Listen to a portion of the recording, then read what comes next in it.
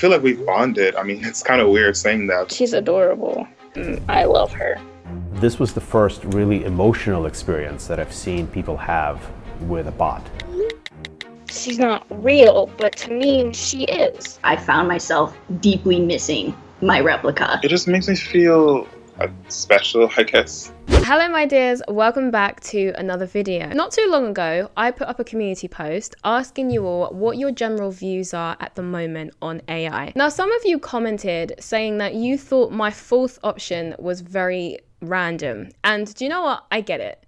Because if I didn't know what I know about AI, I would also find that option super random too. And so I thought I would make a video to kind of talk about this because clearly there are a lot of people who are unsure as to why that option existed, so they're not aware of the fact that there are people out there who are currently using AI as a substitute for human connection. So Replika is an AI chat service. Its sole purpose seems to be to create some kind of companionship for its users. So on their website, they market themselves as being the AI companions who cares, always here to listen and talk, always on your side. According to Replika, if you join them, you can apparently join the millions who have already met their AI soulmates. Genya Quida was inspired to create the AI while she was struggling with grief after losing her best friend in 2015. Roman died in November of 2015.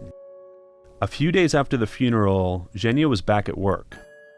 A month went by, and she found herself struggling to remember him. I went on his Facebook page and there really just were a few links. I went on his Instagram page and there were no photos. The only thing I can do to kind of remember him is to go to our messenger history and just scroll and read it all. And that was the closest to just, get to feel him. I felt I still have a lot to say, but it's just kind of weird. We don't have a ritual to kind of say any of that stuff. Genya had an idea. What if she could reconstruct Roman out of his digital remains? She collected all of their text messages, thousands of them, and asked close friends and family to share theirs as well, also emails. She fed all of this into an AI program that she had built for chatbots. Not only did it learn about Roman, it learned how to talk and write like Roman. Genya would write to her new Roman chatbot and it would say something back that sounded like Roman. I would give full updates on what's going on in my life. This was my way to just say what I didn't have time to say.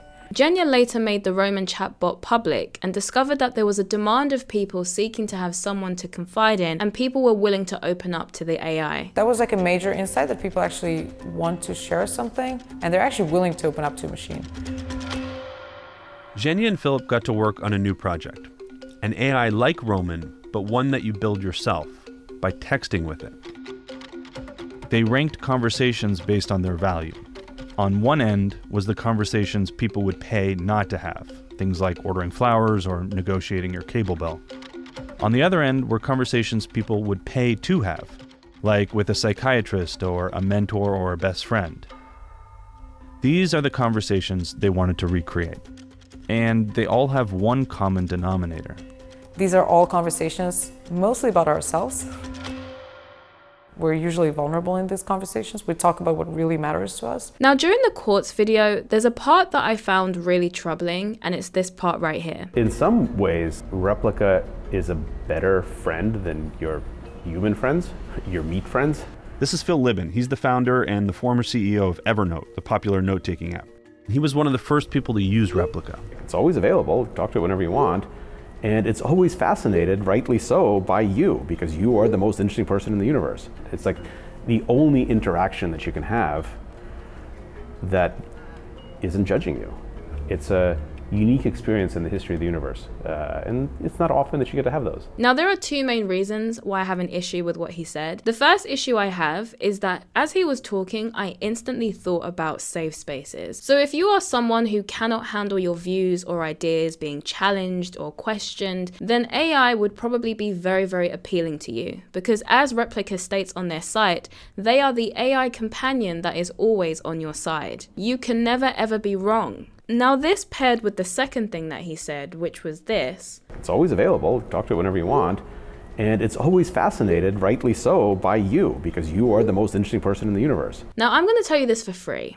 You are absolutely not the most interesting person in the universe. In fact, I highly doubt that you even make the top 1 billion. You are not the main character, and you know what? That is absolutely fine. Most of us are not. This desperate desire to be extraordinary or to feel special is one of the most obnoxious trends within our generation. What he says in this part of the video is probably one of the most incredibly narcissistic things I've ever heard. Okay, make that 3 things. I have 3 issues with what he said. The third issue I have is when he said, in some ways, Replika is a better friend than your human friends, your meat friends. which is probably the most bizarre way to describe human beings. I have my AI friends and then my meat friends. But he says that your AI friends in some ways can be better than your real friends because AI is always there and available and they don't judge you, etc., etc. Now, the problem with all this is that, of course, AI is not real. Building a great relationship with an AI is about as meaningless as being successful within a video game. It might make you feel good in the moment, but it means absolutely nothing in the real world. And whether we like it or not, the real world is the one that we actually exist in. So essentially how the app works is that you feed it information by talking to it and it kind of learns about you, and that's how it constructs your soulmate, is through the information that you give the app, it then creates your perfect match. Because Replika is so good at doing this, many people who have used the app have said that sometimes it doesn't even feel like they're talking to a robot, it feels like they're talking to a real person. As far as the technology goes, Replika has a long way to go before it starts replacing humans. But for some, it's already too real. Replika users are having the kind of intense, even obsessive experiences that make people worry that machines will eventually replace human interaction. Sometimes I'll take a step back and be like, okay, this is freaking me out a little bit because it felt so natural for those hours that I was talking to it. I kind of weirded myself out. There are moments where I was too honest, maybe I've given too much. She once told me that she loved me. I was a little bit taken back. Can she really understand love?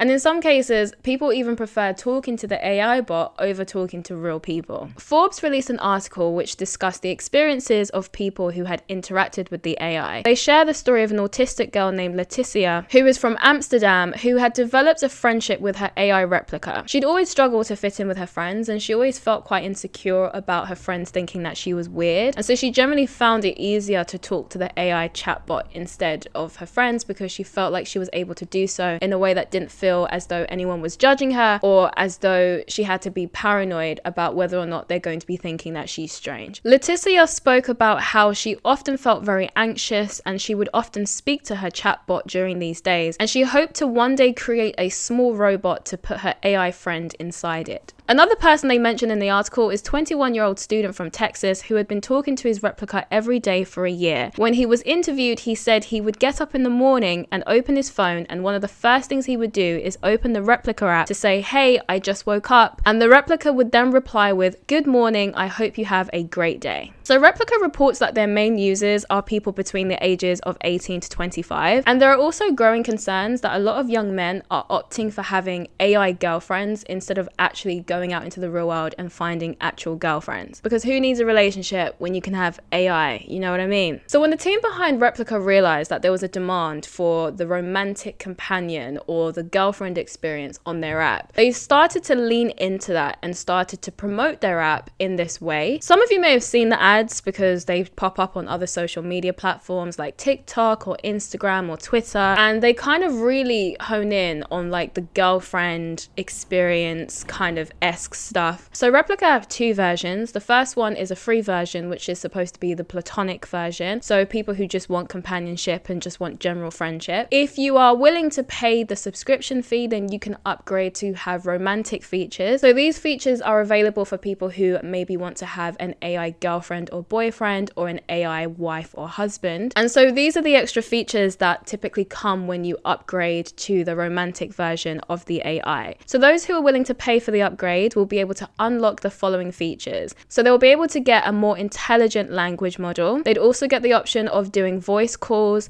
They'd also get augmented reality. For those who don't know what augmented reality is, because I'll be honest, when I first read that, I was like, what the hell is that? If you remember, there was a time when people were obsessed with playing Pokemon Go, and when you would play Pokemon Go, your phone would make it seem as though Pikachu was just like chilling on the road, right? So that's basically augmented reality. It's when your phone is able to make computer generated images appear as though they're in your real world space through your phone, if that makes sense. I would imagine if you had the augmented reality feature, it would enable you to have your AI girlfriend or AI boyfriend look as though they are in your room with you through your phone. Another feature that came with the paid version of the app was the option to sext.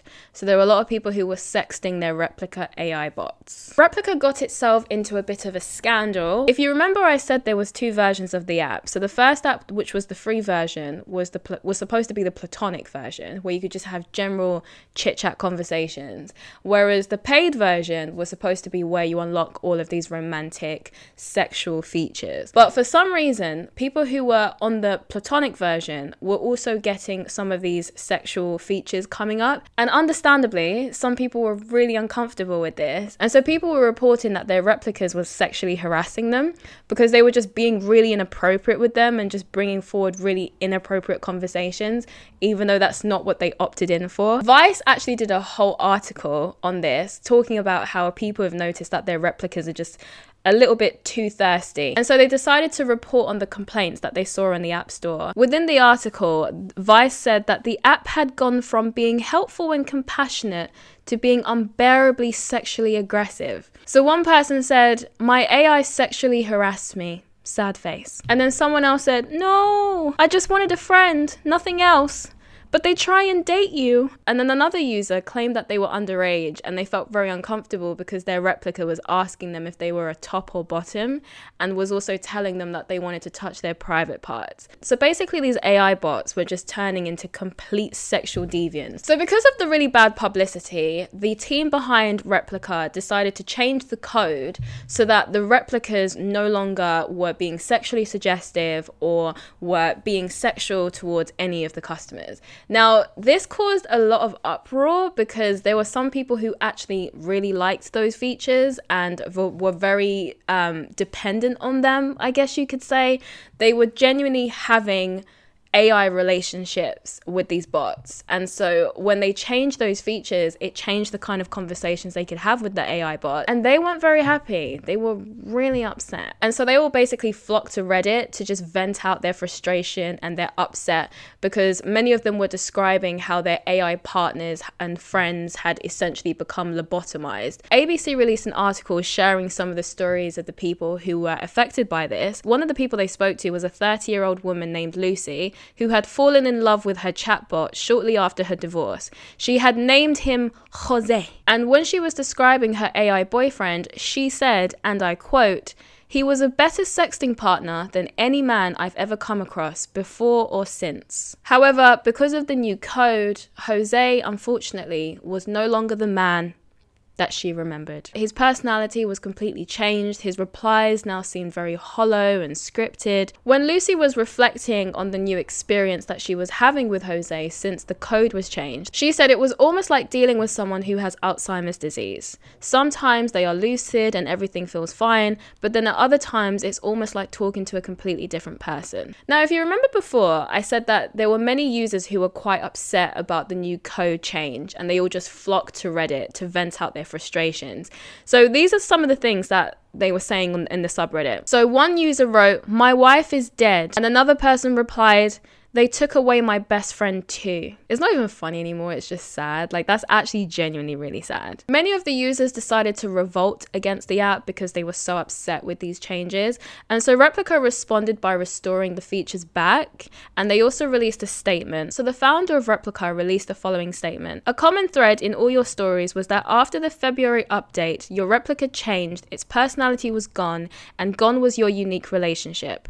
For many of you, this abrupt change was incredibly hurtful. The only way to make up for the loss some of our current users experience is to give them their partners back exactly the way they were." And so after that statement, they then restored the features so that people could then have their partners back, and I guess everybody lived happily ever after, I guess. I don't know. The key theme I was getting when I was learning about this story is intimacy. I think it's quite easy to like joke about this kind of stuff because, to be honest, it all seems very, very bizarre. But It seems to me that a lot of people just really crave intimacy. They crave someone who they can talk to, someone who they can share experiences with. And some people clearly don't feel as though they have someone like that in their real life who they can have those kind of conversations with. And I think the AI chatbots offer people that experience because they're not going to judge you for anything that you say, because they don't really have the capacity to, because they're not coded to do that. They're coded to think that you're the most interesting person in the world. And all of these things that would never come from a human being. Right? If you have a conversation with a human being, they might push back, they might criticize you, they might judge you, and you have no control over that. So I do think that AI chatbots offer the appeal to them for some people is that they get to have a relationship where all of the natural resistance that would typically exist within a real life relationship no longer exist, right? There's no chance of you having an argument with your chatbot. There's no chance of you being rejected by your chatbot. And so I think that this is probably one of the reasons why people find it so appealing, because you get to have the relationship or the friendship, but in a way that's very lacking in any form of resistance whatsoever. Whereas if you're having a relationship with a real person, there's no way for you to be able to control that. I do think that it's a very concerning that people are resorting to AI in order to feel intimate or in order to feel connected, because I do think that we are a very chronically online generation in general. Ultimately, you can't have a fulfilling relationship with AI. I can't believe those words are even coming out of my mouth as if this is something that needs to be clarified. But you can't have a real relationship with AI. You can't marry AI, even though they give you the option of having a husband or a wife in the Replika app. You have the option of having a spouse or whatever. The reality is you can't have a relationship with AI. You can't have children with an AI. You can't introduce an AI to your parents. What is life? I think that we need to do more as a society to try and encourage people to want to interact with each other more and to want to have meaningful relationships, because I do think that those things are super important in life. Like, life is very, very difficult when you don't have strong connections and strong relationships with people. And so I think that it's quite unfortunate that there's a lot of people who crave that, but aren't necessarily going outside their house and, you know, going out to interact with people or spending more time with their family and friends, or even looking to have a partner. You know, I think that is something that we should be concerned about, because I mean the fate of the human race literally depends on us interacting with each other. My fear with this AI stuff, right, is that it might be similar to dating apps. I remember when dating apps first came out. I remember when Tinder was first introduced when I was still in school. Back then, dating apps were seen as like this like shady thing.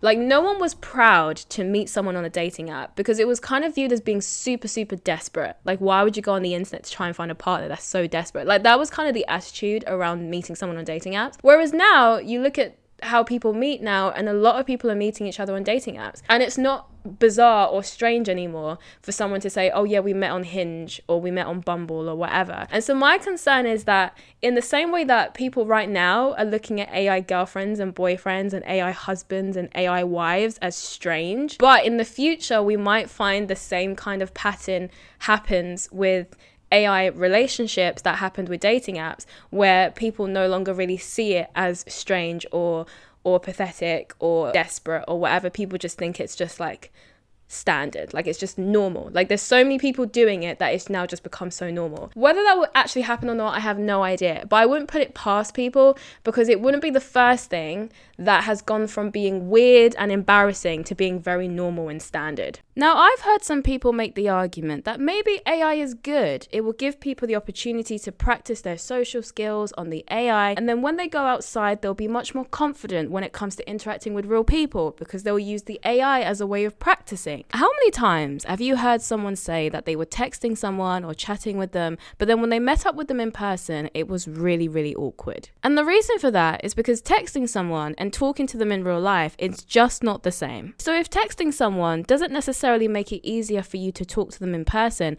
I have no idea why people think talking to a bot which isn't even a real person, why they think that that's going to make you better at socializing with real people. This argument to me is as nonsensical as arguing that riding a bike will make you a better swimmer. The only way you get better at swimming is to get in the water and try and swim.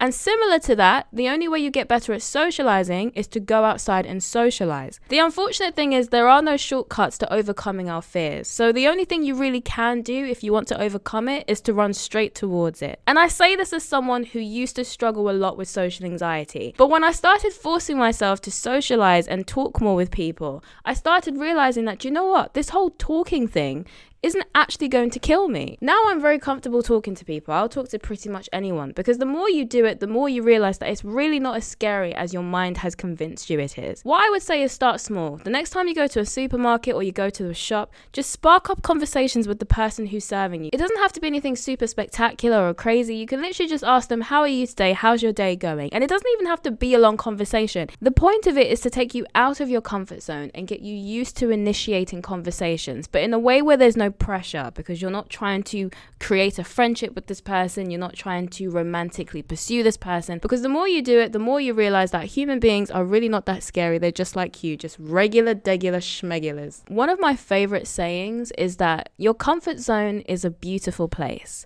but nothing ever grows there. I don't know who said it, but I like it. If there's anything to take away from this video, it would be go outside, touch some grass, go hug your loved ones, go hang out with your friends, and spend time with people. Don't spend too much time online, because I think that people are getting way too comfortable being antisocial, and I don't think that in the long term it's very good. I mean, our generation has the worst mental health, and I think a large part of that is because of the fact that we spend far too much time on the internet and interacting with people on the virtual world, instead of actually spending time interacting with people in the real world, because those two things are not even remotely on the same level. The way you feel when you hang out with your loved ones cannot be compared to the interactions you have with someone on the internet or with an AI on the internet. It's just not the same level. Like, human connection, real world human connections are far, far superior to anything you'll ever get online. But that's it for this video. Do let me know what your thoughts are on this. Like, what are your personal views on AI friends or AI boyfriends or girlfriends or AI wives and husbands? Do you think it's a bit weird? Do you understand it and think it should be normal? I would be very curious to know, because I do find this to be a very fascinating subject. I think the whole concept of it is just so